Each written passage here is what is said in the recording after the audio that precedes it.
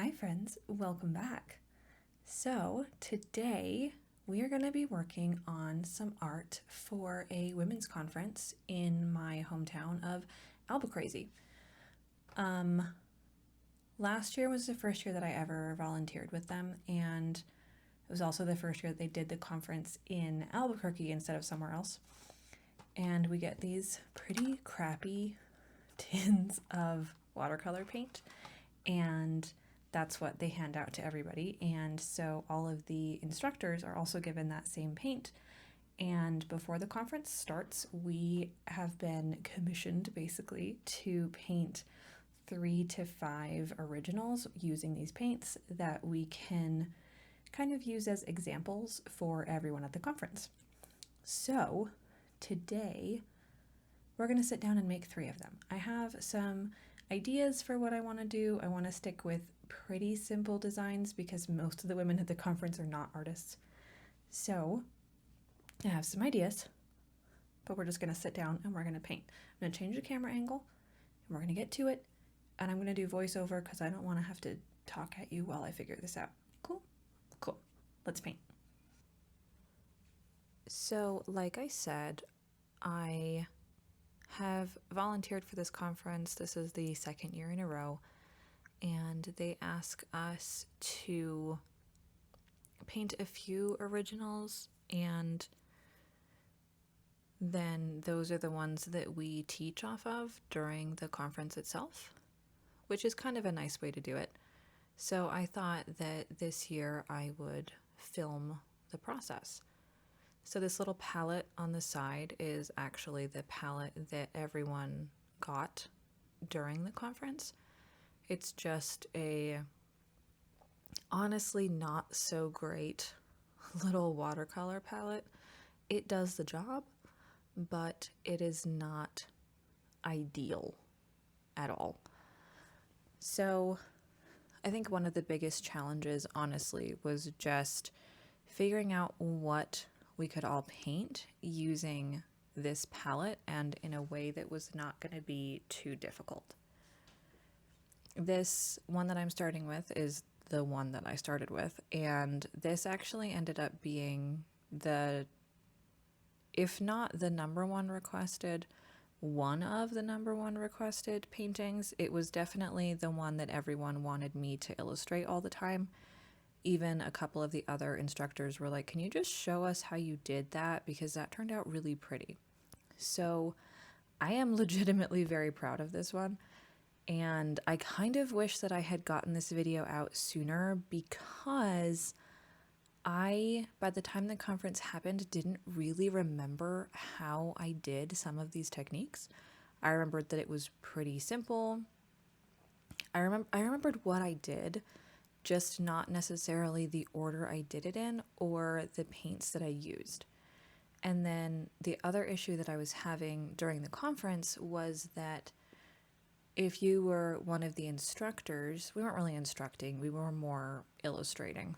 So we were just at the front of the room and we had easels, but we were not set up with anything to tape our paper down to. So that meant that I couldn't really control the movement of my paper, and it was much more difficult to control the flow of water on the paper. Where if you're taped down, it's a lot easier to intuitively know where all the water is going to go. And I did have to continually add and spray more water down on my paper doing it at the conference, where here I think I only sprayed it at the start. I just sprayed it pretty heavily and then I didn't do it again. At the conference I couldn't really do that because if I sprayed my paper really heavily like that, then it was just going to curl because it wasn't attached to anything because we were using easels. So not an ideal situation, but we made it work. And I'm still really happy with how my ones that I did at the conference turned out. They weren't exactly like this, but they were pretty similar, and the ladies were happy with it. And they said that I did explain everything like pretty well. So I'm not displeased with how it came out at the conference. I do wish that I had gone back and watched this video maybe once or twice before the conference started, just so that I had a bit of a refresher. Because I did these about 2 weeks before the conference and then didn't go back and look at it at all. I just figured I'd remember, and I didn't. But so, like I said, this is just a very, very wet technique. I am adding super wet paint to the canvas, or paper rather. The paper is still wet from the initial spray that I put on it, and I'm trying to maintain the feeling of growth. I'm trying to make it seem very natural, so I'm not really going out with my brush strokes at all. I'm trying to stick with an up and down because I want it to be like a grassy field, and I want the lines in the watercolor to portray that as well. Watercolor is pretty forgiving in a lot of situations. You can just add more water and either erase and lift paint up, or you can layer with watercolor pretty easily. It's just you have to get the hang of it first. So I am at this point just using a wet brush and kind of blending all of my colors together and adding more of those up and down strokes to give more of that illusion of this is a grassy field. I wanted to avoid having a lot of white in this lower portion of the paper. I wanted it to be as full of color as possible. I really liked adding that kind of purpley blue in there. I think that added a nice, it almost feels more like a shadow than just some strange bit of blue. I don't know. I thought it came out nicely though. So here I'm just going in with that same kind of orangey peachy color to fill in some of the poppies. They had kind of faded when I was adding all of the other colors, which was what I wanted. I wanted them to have that little bit of watercolor spread. But now I'm doing a slightly drier paint so that I get a more opaque color. The first laydown is very transparent, so I'm wanting it to pop a little bit more with this addition of color. And then I'm adding a few more like smaller ones. And I want it to look, again, just like a super, super loosely painted field of flowers. I thought if we did more loose paintings, it would be easier for the ladies who don't really ever paint, especially if you're used to painting with acrylic or oil and then you start on watercolor. It is very different. And if you're used to using acrylic, then watercolor is not forgiving at all. Which I think is the same in reverse too. If you're used to using watercolor, then when you go to try acrylic, it's not forgiving. So it's just one of those things that if it's a medium you're not used to, it takes a lot more getting used to. It takes a lot more learning. There's a much bigger learning curve. So I wanted to make sure that the paintings I was doing were not unreasonable. And I did see a few ladies' renditions of this, and they were honestly quite good. Some of the gals I know had difficulty with this because, again, it's very wet on wet and it's very loosely painted, which is difficult to explain to somebody who doesn't paint very often. But there were also, I don't know, I think the room fit like 200 and some women, so it wasn't really possible to answer questions or explain anything really. So the best I could do was just slow it down, which meant that I kept having to add water when I was teaching it. So I think that the black dots I'm adding here really make it look more like a poppy. We were supposed to be doing roses, which I thought was really funny because the promotional material for the conference was all peonies, and then all of the guys who were planning the conference told all of the artists that we needed to focus on roses because the theme materials were all roses. And I thought that was hilarious because it made it very evident that the conference was really put together by a bunch of men, which good on them for putting together a women's conference. I'm sure that was not easy at all, but roses and peonies are two different flowers. And this, again, is not roses, but it is flowers, and I figured if they can get roses and peonies mixed up, I could do poppies, and they wouldn't know the difference. Sorry, guys, I'm sure some of you know what a peony is. But so here I am just adding more brushstrokes that allude to stems and actual blades of grass, which I hadn't really added before this point because, again, it was super wet before this, so I didn't want to risk adding too much darkness to the painting. I wanted to wait until my paper was a little bit drier before I added in details like this. But I think it worked out quite well. And I'm just going in one more time to add an extra layer of that orangey pinky color to those poppies.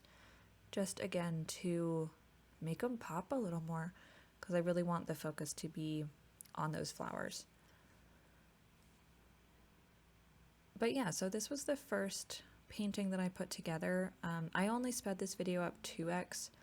I didn't want to have this go too terribly long, but I think this took me about 20 minutes to paint this one, which is not bad at all considering.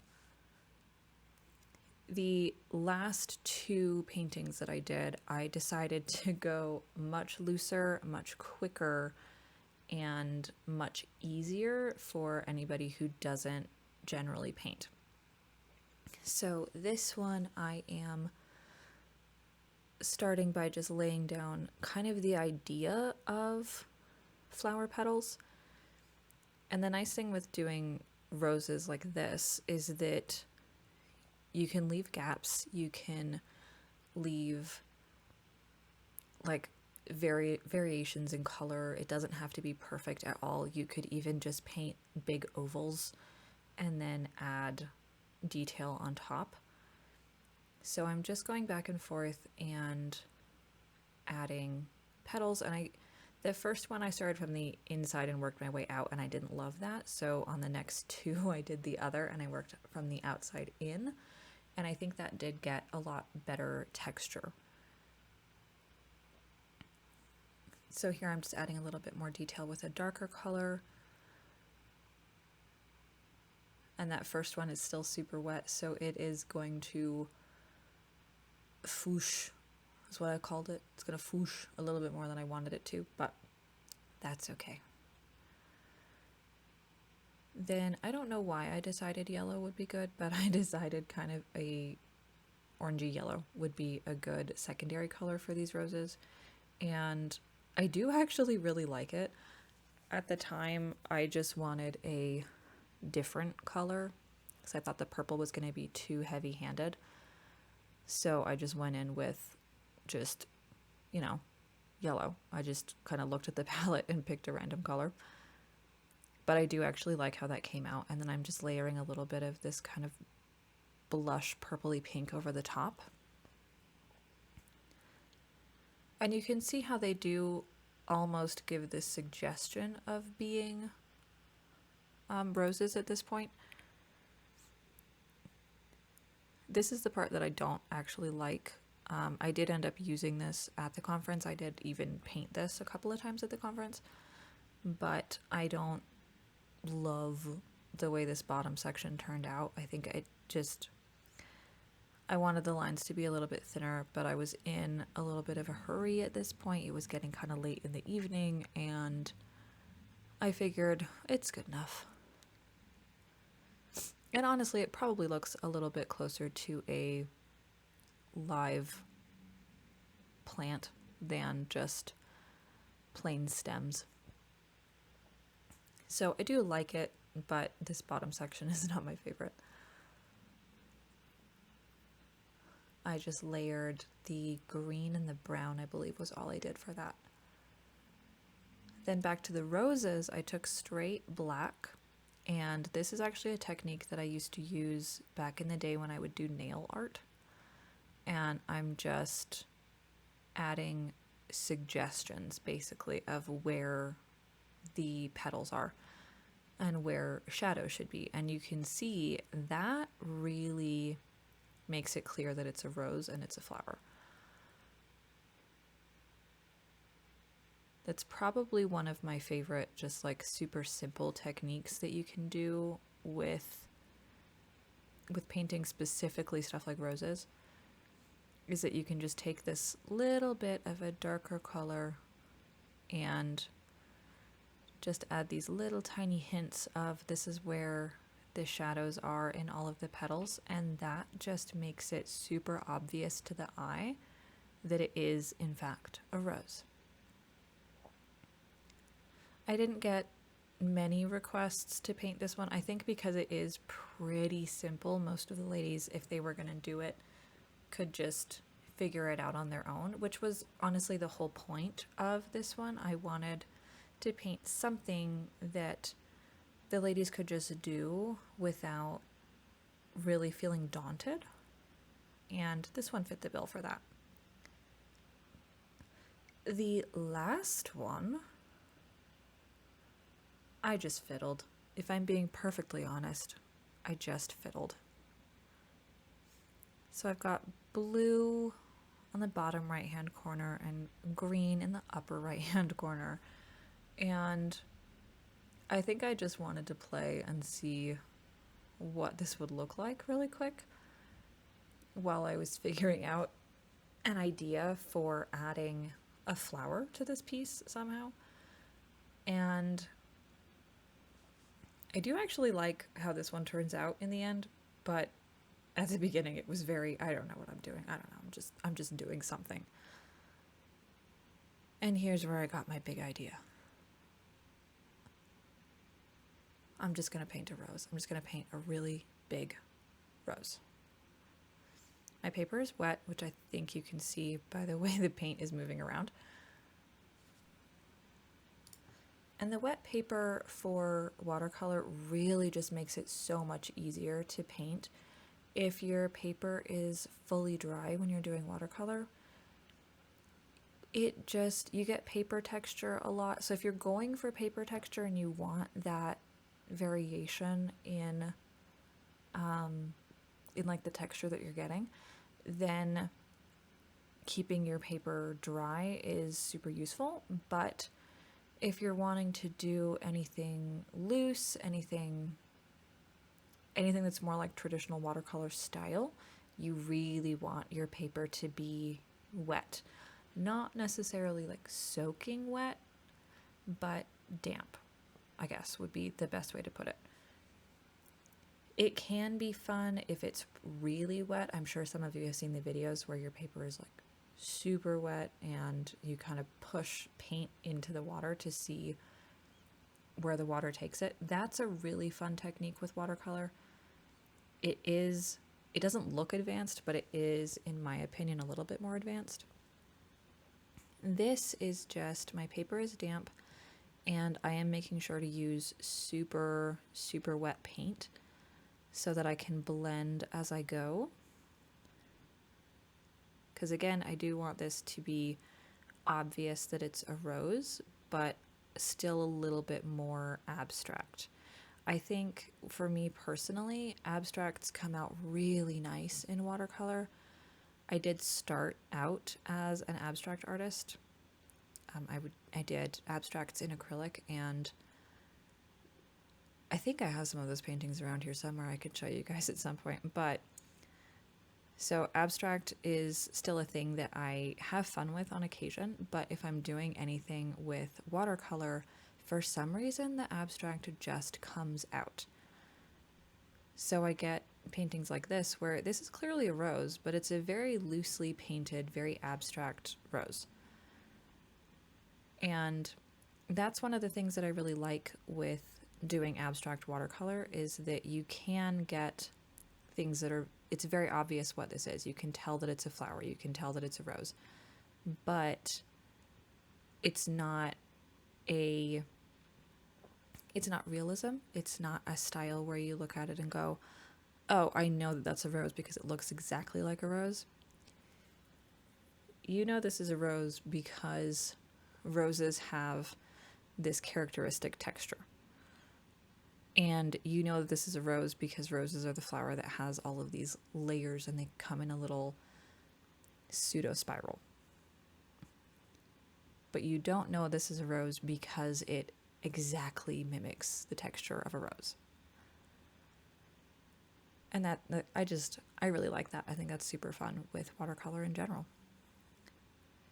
And here I'm going to do something super similar to what I did on the last one, and I'm taking some purple just to low light, I guess, some of those petals, and again make it just a little bit clearer that this is, in fact, a rose. So those are the 3 paintings that I did, and I'm pretty happy with all 3 of them. I still actually need to get my originals back. They are somewhere. I will talk to someone this week and do that, but it was a fun conference. I think the ladies really enjoyed it, and it was really fun to kind of do something outside my wheelhouse and make some traditional watercolor pieces, because I normally work with acrylic gouache and that just doesn't do the same thing that watercolor does. I hope that you guys enjoyed seeing what I put together for the Aspire conference, and I will see you in a couple weeks with a brand new video. Bye.